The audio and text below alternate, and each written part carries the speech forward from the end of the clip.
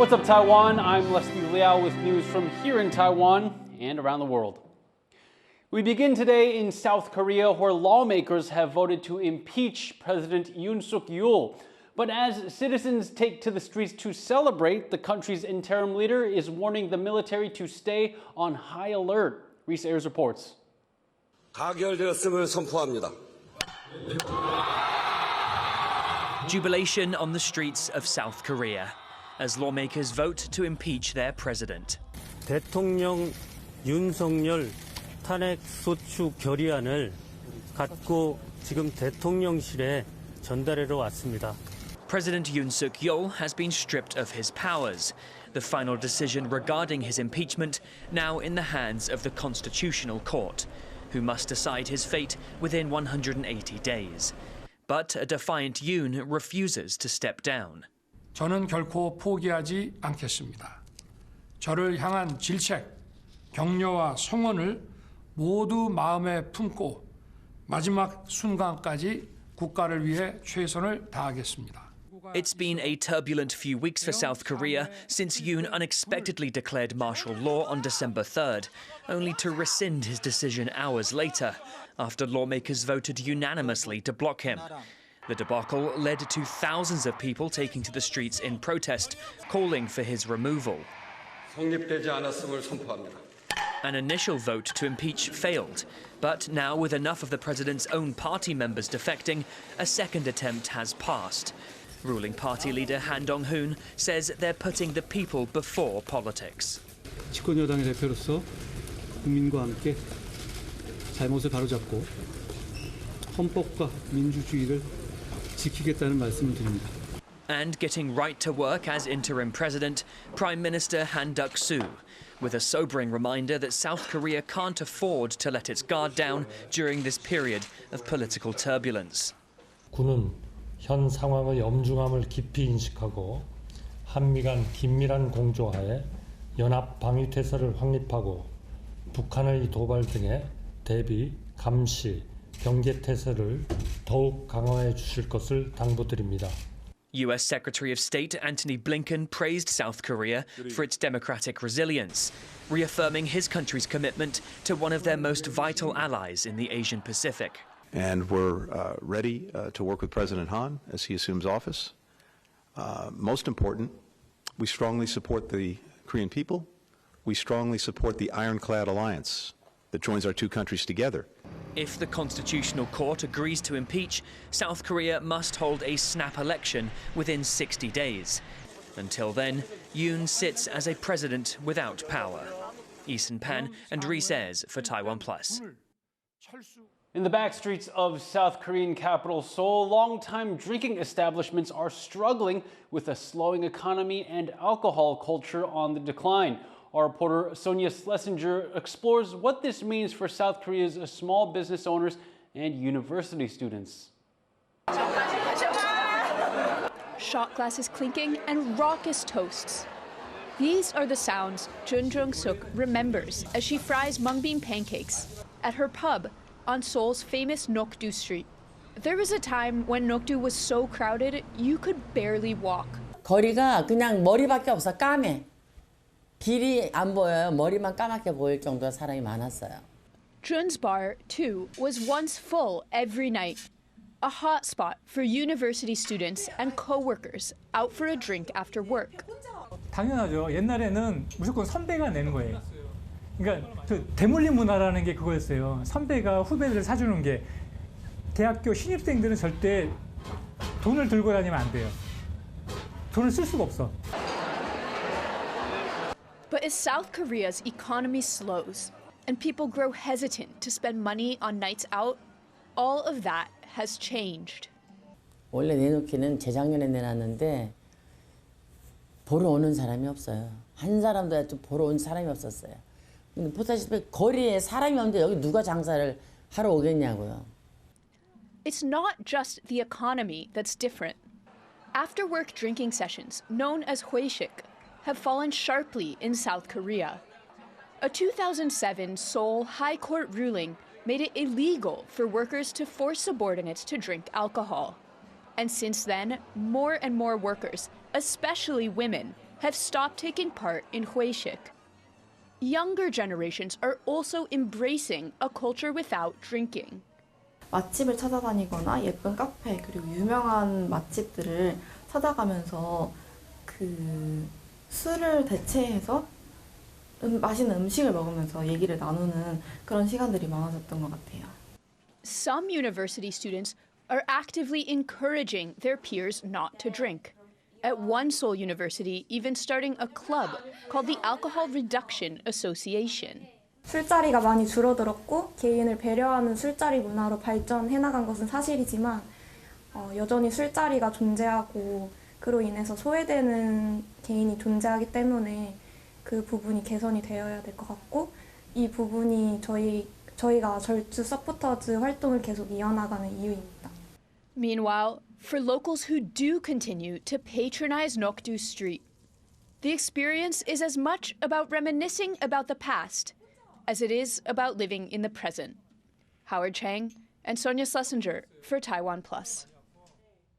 The UK has officially become a member of a major Indo-Pacific trade bloc. It's the first new nation to join the CPTPP and the first European member. The trade bloc is one of the biggest in the world, accounting for over 13% of global trade. British officials expect access to this shared market will add $2.5 billion to annual GDP. Taiwan has applied to become a member as well, and talks are still ongoing.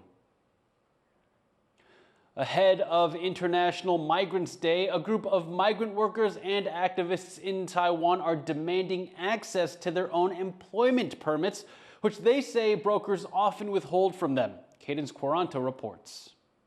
This group of migrant workers and activists is gathered in front of the Ministry of Labor today to protest against what they say is an unjust and illegal employment process. They say many workers who come to Taiwan don't have access to their own employment permits. We want our EP and TP, brokers, suckers. Employment and transfer permits are some of the most important documents that allow migrants to work in Taiwan, proving their legal work status. But people here say many workers are never given copies of their own permits. They say the Labor Ministry instead gives them to private brokers, entities that people here say often make workers pay to buy back copies of their own documents. And they say they're fed up. By withholding our EP and TP, agencies will continue to make our lives harder and workers will have to depend on the brokers. We want to be free from the exploitations of the brokers, and we want to live with dignity in Taiwan. Groups here say when workers file complaints to the Labor Ministry, they often don't receive support. But a ministry official said they have received over 2,000 such complaints this year, and in most cases, they have helped return migrant workers' documents. The official also said they always give copies of the documents to migrant workers after they're issued, and said it's illegal to withhold these documents, with fines for doing so ranging around $2,000 to $9,000. But today, workers are demanding clearer and safer procedures. They want stricter penalties for brokers that withhold these permits and regular inspections to make sure these rules are being followed. Ryan Wu and Cadence Quaranta for TaiwanPlus. 16 people from Shanghai have arrived in Taipei for a cross-city forum. The delegation is the second to arrive in Taiwan for the Twin Cities Forum, an annual conference between Taipei and Shanghai to foster dialogue. Li Xiaodong, an official at China's Taiwan Affairs Office, is part of the group visiting Taipei. The event begins on Monday and is going ahead despite increased tensions between the two sides in recent weeks.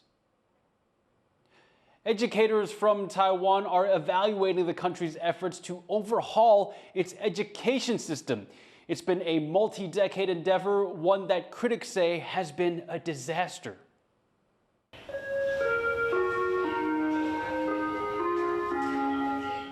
"30 years in the making," after a protest in 1994 kick-started a movement to reform Taiwan's education system. They were calling for all influences of authoritarian rule to be removed from schools, overhauling everything from school curriculums to teacher qualifications. Now, 30 years on, a coalition of educators are judging the reform's success. They're not optimistic. 在降，电视在降，秩序在降，还有体能也在降。These educators say Taiwan's top education officials keep changing, leading to inconsistent policies that negatively impact students' performance. They say constant changes to courses disrupt students' learning and that the system is unsustainable.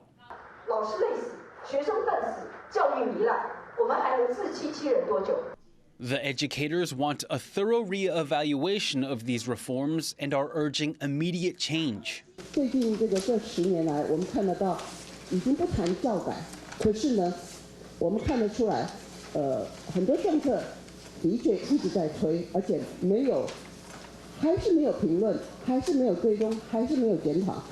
The Education Ministry says the reforms aim to motivate students to learn on their own and not only focus on test scores, to foster well-rounded, lifelong learning. But 3 decades on, Taiwan's education system is still looking to receive a passing grade from the teachers responsible for it. Alex Chen and Leslie Liao for TaiwanPlus. The normally auspicious Year of the Dragon hasn't boosted Taiwan's low birth rate. While it's considered a good year to have a child, the Interior Ministry projects that some 134,000 babies will be born in all of 2024. That's lower than last year's 135,000. It's also the first time ever that there were few dragon babies born than in the last year of the tiger, generally considered an inauspicious year to have kids. Taiwanese badminton player Chou Tien-chen has been knocked out of the Badminton World Federation World Tour Finals in Hangzhou, China. Chou lost to world number 1 Su Yuqi of China in the tournament's semifinals. He was the only Taiwanese player to make it that far in the competition. Chou lost in 2 straight sets, 14-21 and 18-21. From the mountains of Kashmir to Christmas trees around the world, these handmade ornaments are made through a careful combination of Kashmiri design and Western themes. Harel Hughes has more. Deep in the valley of Kashmir, surrounded by the Himalayan mountains, local artisans, all Muslim, are hard at work, handcrafting intricate ornaments that will adorn Christmas trees around the world. खुशी की बात भी है कि ये festival आने वाला है। इस फेस्टिवल में क्या है कि हमारे पास काम आएगा। काम इसमें आएगा, इसमें अलग तरीके से प्रोडक्शंस बनेगी जैसे कि बॉल्स है, ट्रीज वगैरह और बहुत सारे आइटम्स आते हैं। The ornaments are made from paper mache in a process that is rooted in Persian traditions. Artisans soak and mold the paper, smooth out the shape, and then hand paint intricate Kashmiri designs. It's a unique blend of traditions that has garnered admiration all over the world. हम माल बनाते हैं Christmas के लिए ये हम export करते हैं London France western countries में भेजते हैं मगर हमारा थोड़ा इसमें प्रॉब्लम हो गया जो यूक्रेन जंग छिड़ गई रशियन जंग छिड़ गई उससे हमारा बहुत प्रॉब्लम हो गया हमारा काम 40% तक महदूद रह गया अब Despite the setbacks, the ornaments remain popular across the globe and have become an important part of the artisan's livelihood.